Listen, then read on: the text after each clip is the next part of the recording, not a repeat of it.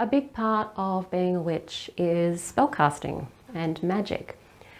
And although spells can be incredibly simple or incredibly complex, there are some things you do need to think about when you are planning your spellcraft.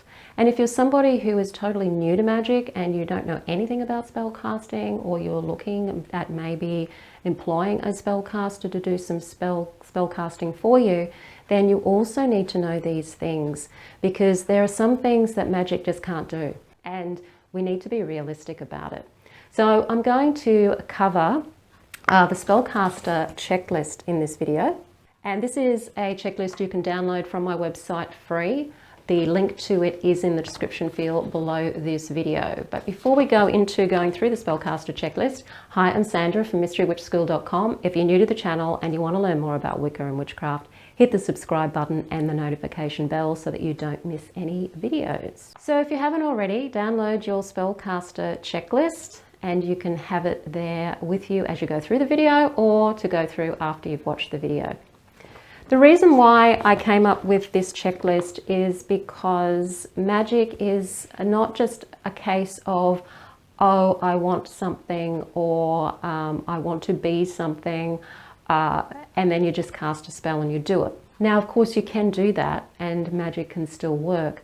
But some of the times the things a lot of people say they want when it comes to spell casting just aren't being either realistic, or people aren't being realistic about what efforts they have to also do in the real world to allow that spell to be able to manifest and allow that spell to be able to work for them.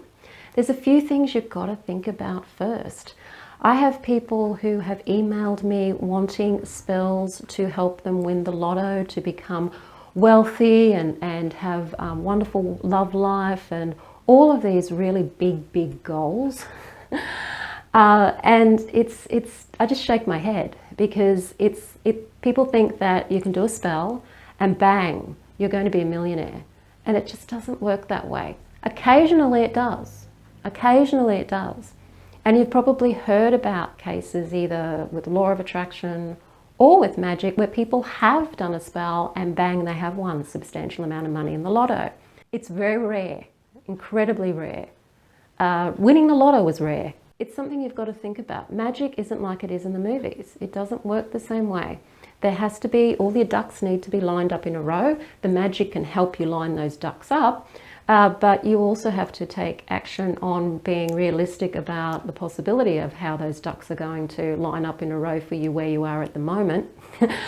Or is it something that you've got to build yourself towards? So if you really do want to be a millionaire, there's going to be some steps along the way to becoming a millionaire in the mundane world, which means magically you're also going to have to do some magical steps along the way, rather than just thinking, oh, I did a candle magic spell to win the lotto, so, you know, where's my money?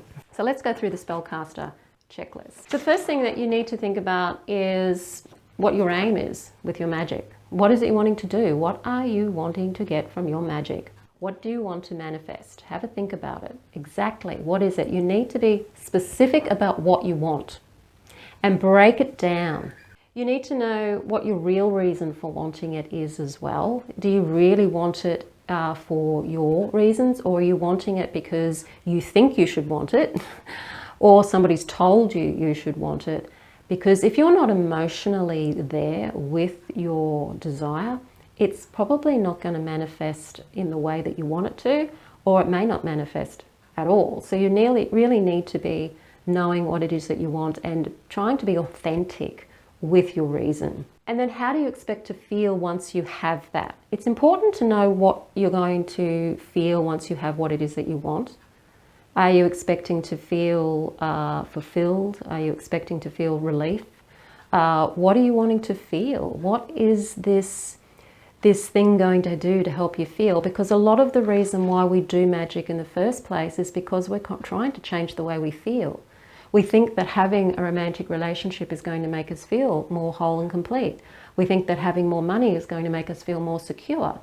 So understanding that they're the reasons why we're wanting the magic in the first place is really important, because you need to put those emotions in your spell as you're doing the spell. Next up is, how realistic is your aim?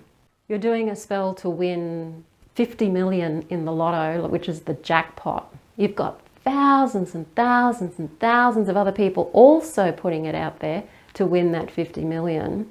That's a lot of work. That's a lot of effort. You know, you don't know how many other people might be doing law of attraction or spells to also try and win that 50 million. So you've got a lot of competition there. Why do you want your 50 million anyway? Is it to get a sense of security? Is it so you can buy the things you want to buy? Maybe there's other ways that you can get the money, or other ways that you can work towards building your wealth that are more realistic. And you can use magic along the way then to help. So maybe you need to build a business or something. So that means then you'll start to use magic to get a business idea. If you've got a business idea and it's realistic and it looks like it can really work, then you need to start doing some magic to help with your marketing, to get yourself out there, doing some magic to get yourself some customers and clients, and, you know, working your magic each step along the way. That's much more realistic than thinking that doing a candle spell is going to, or any kind of spell is going to get you that 50 million in the lotto. So this is where you come to your steps and stages. So the question to ask yourself is, if I was to try to achieve this without magic, what steps would I need to take? Map out what steps you'd need to take if you were to do it without the magic. And then for each step along the way, be prepared to do your magic. Now, you might map out quite a few steps, and the magic may take you in a different direction. So your very first spell may take you in a different direction to your steps. But the important thing is you've thought it out properly and you're being realistic. So each time you do a spell for a long-term goal, if it's just a short-term goal, like it's something that really does only require a simple spell, like you're going for a job interview and you're wanting to do magic for that particular job, then you're not going to need as many steps. You'll just need to make sure that you enchant your resume, that you enchant yourself when you go in for the interview, and that they may be the only couple of things that you need to do in regards to your magic for a particular job interview that you may have already been, you may have applied for. So it really depends on what it is that you're wanting as to how many steps are going to be needed to achieve whatever it is that you're wanting to achieve. So a lot of this is if you're doing long-term goals, like you're trying to build a business or build a career. You know, relationship magic doesn't necessarily need a lot of steps either. You may just want to do a one-off spell to make yourself more attractive. You may want to then do a spell to attract love to you, and then just follow the magic as it leads you to take action in the real world.